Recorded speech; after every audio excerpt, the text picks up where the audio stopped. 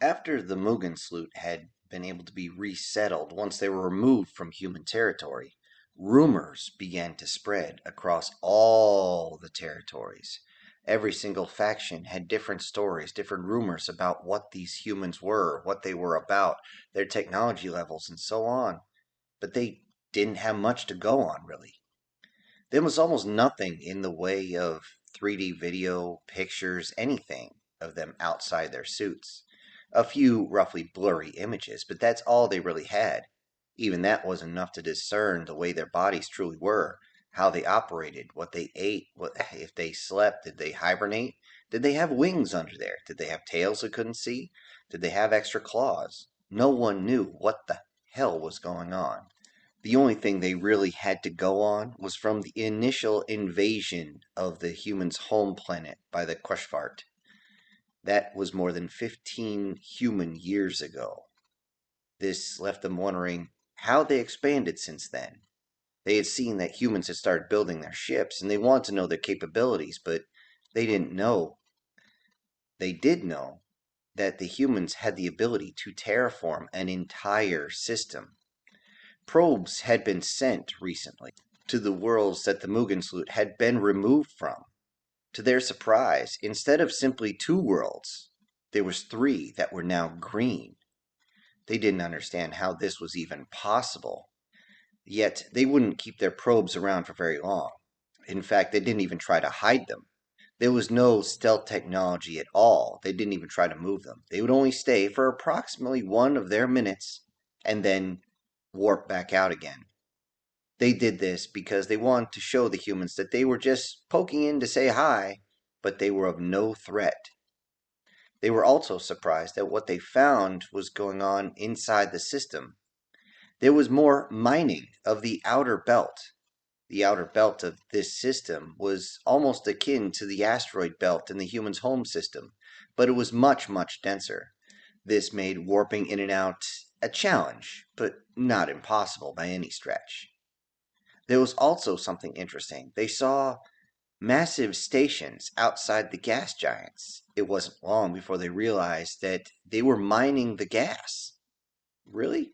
Who needs that much gas? Huh. It was a complete interest to everyone to get as much as they could about the humans. And of course, the Muggensloot would simply sell this information to try and plus up their own financial stability.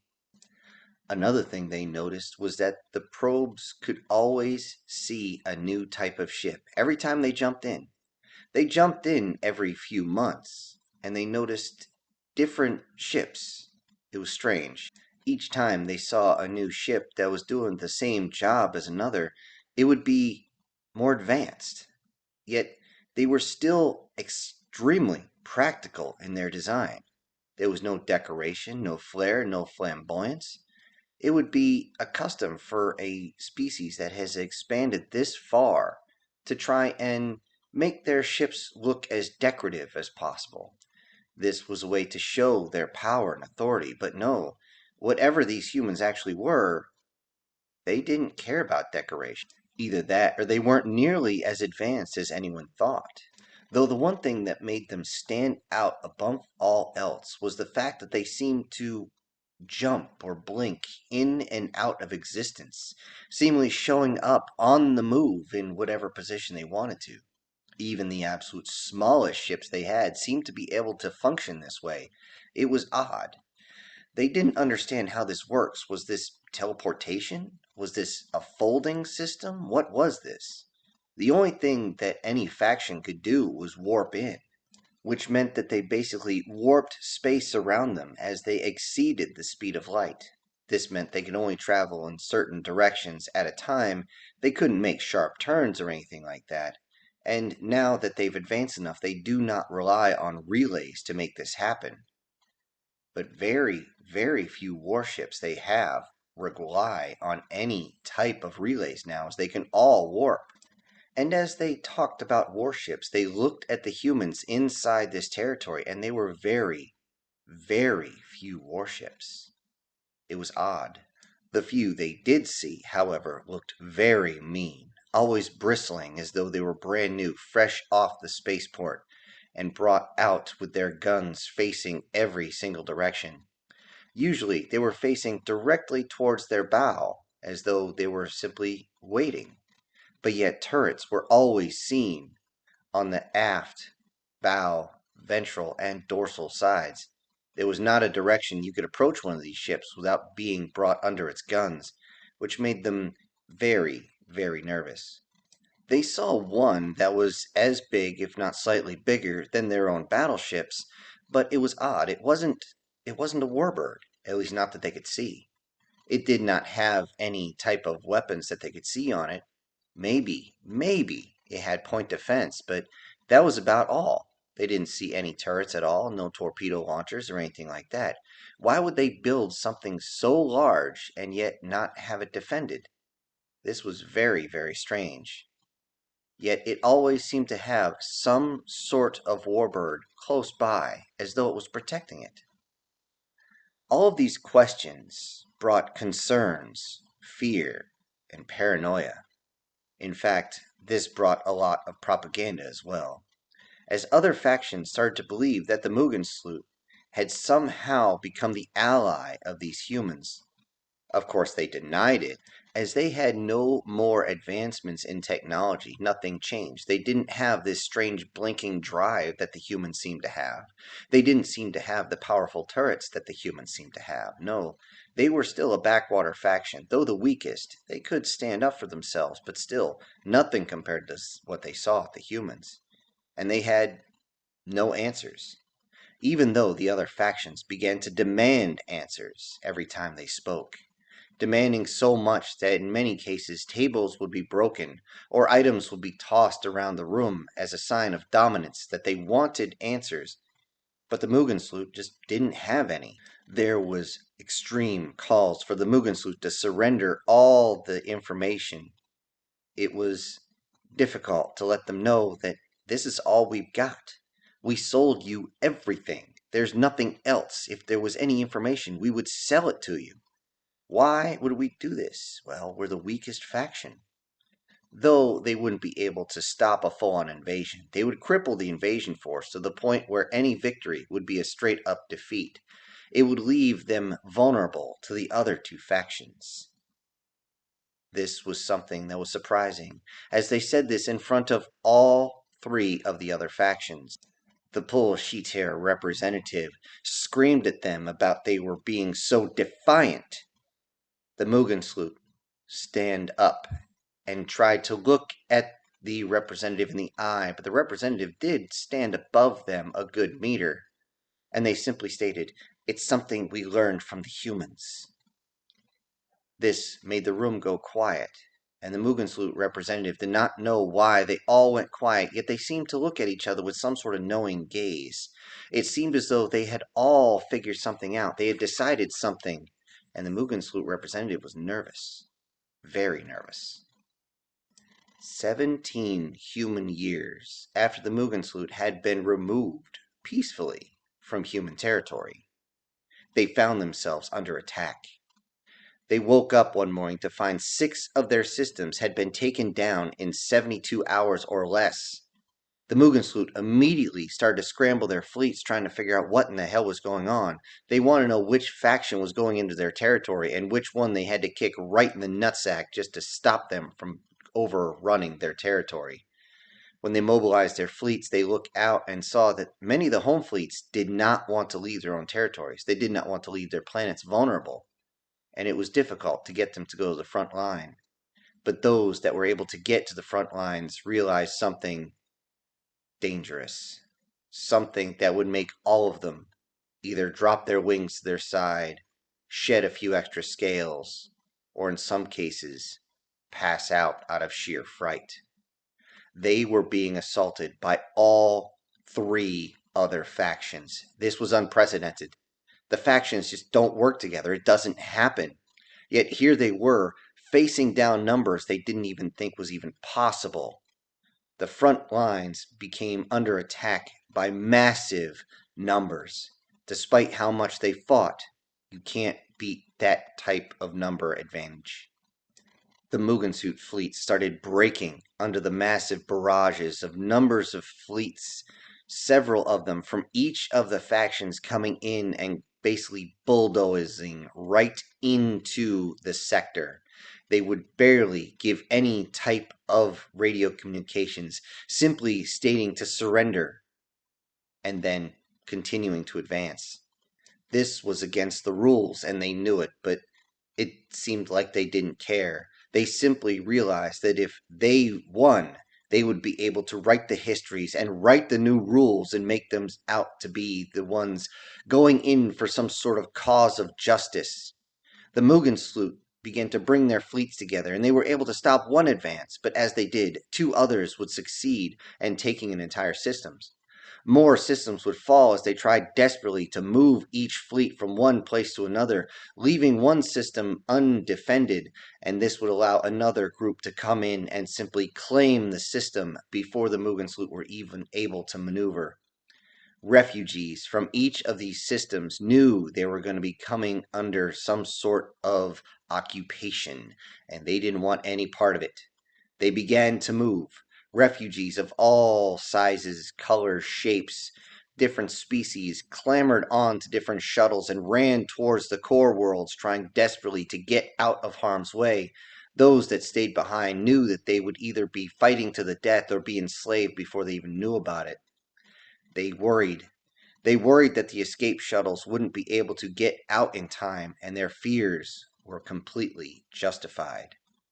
Many escape shuttles that tried to run for their lives were shot at. Many of them disabled, and they were taken prisoners. Shuttles being targeted was again against the rules, but it seemed as though the assaulting force didn't care. Those shuttles that were not destroyed were simply taken, and those inside were taken for a fate that was worse than death. In desperation, they began to employ a human tactic. This was a desperate last stand on the planet, along with in the skies above and in space. Many of the ships resulting to kamikaze attacks crashing in as they had seen this done on one of the videos as the Queshfart had gone into human territory. One of the aircraft coming in firing its weapons was shot with the point defense cannons from the shuttle itself.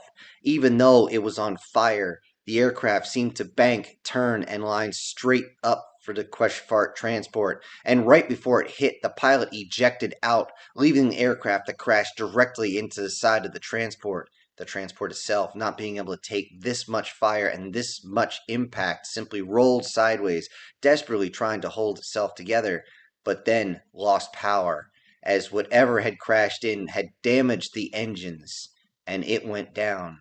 One small in-atmosphere aircraft had taken down a transport several hundred tons its size.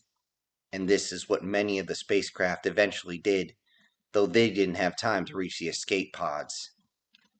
On the planet, populations were enslaved. Those that did not fight back were taken as citizens, of course, yet they were second and third class citizens.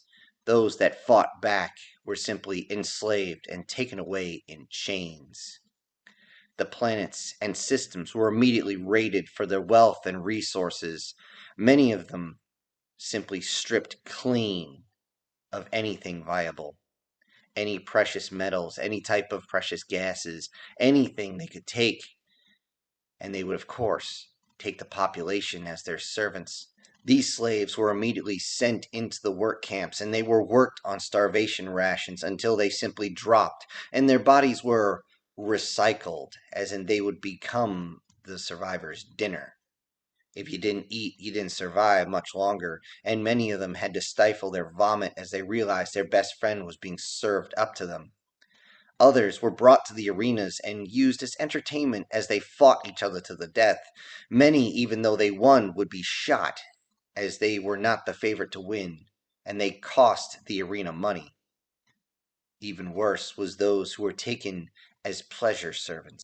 The only others were pulled off to the side and used for reproduction services, as in they would keep the species going so that more could be sold as slaves. Slave empires became the new normal as each of the surviving factions realized that this was going to be the new way of things and they had to be on top. Refugees pushed deeper and deeper into their territory for any type of protection. Most of these unable to fight as they were either too old, too young, or just not built for it. The core worlds had taken them in, but they had little time to rest. Within a human year, the core worlds were being attacked. The fleets did what they could, but they could not hold back the wave of enemy coming in. Once the fleets were taken care of and the refugees had taken whatever shuttles they could, the invading factions had had enough of insurgents, revolts, and having to fight on the ground.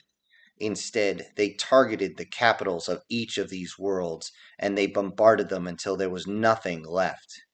This would assure that even though their command, their leadership, their kings, queens, emperors, or what have you, surrendered, there would be no revolt from those still on the ground.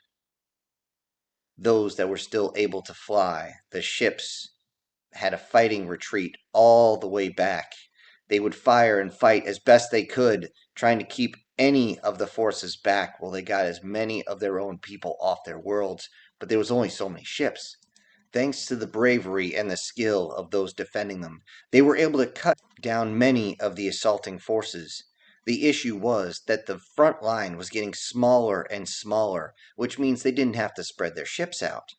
It meant that the invading forces could condense their forces and continue to assault. This was becoming a desperate fight for survival, and they didn't know what else to do. Whenever an invading force came in, they would start sending messages telling all the forces to surrender. Not only the planets themselves, not only the colonies, but the ships themselves, any of the satellites, anything. They would surrender or they would die. Yet the assaulting forces would not stop and wait for a reply. It seemed as though they delighted in the chance to delete the other side. They now had a bloodlust. It was almost extinction for most species, and some species would unfortunately be done in another generation.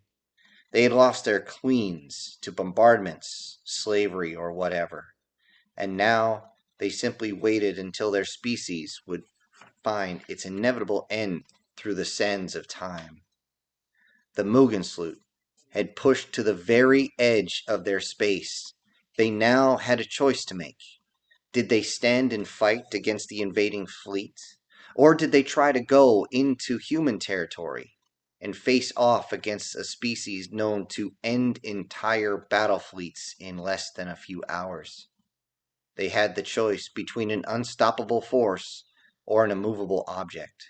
Yet as they discussed this, their choice was made for them. The enemy fleet had arrived, an amalgamation of the three different factions, and it was 13 times larger than the fleet trying to leave.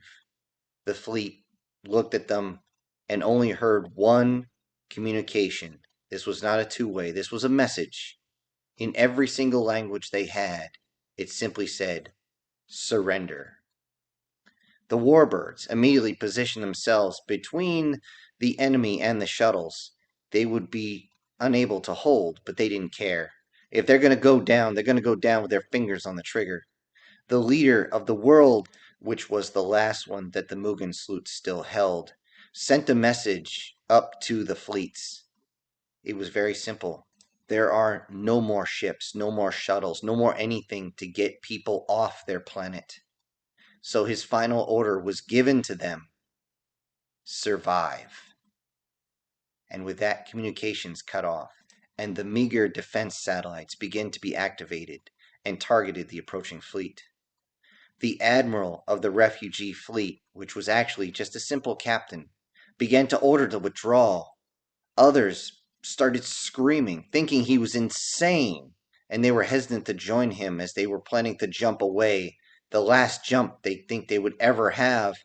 They began to spin up their warp engines, and he simply said, "You can either stay here and die, or make this jump and die." And he seemed to almost laugh at this, as the whole absurdity of the situation caught up to him.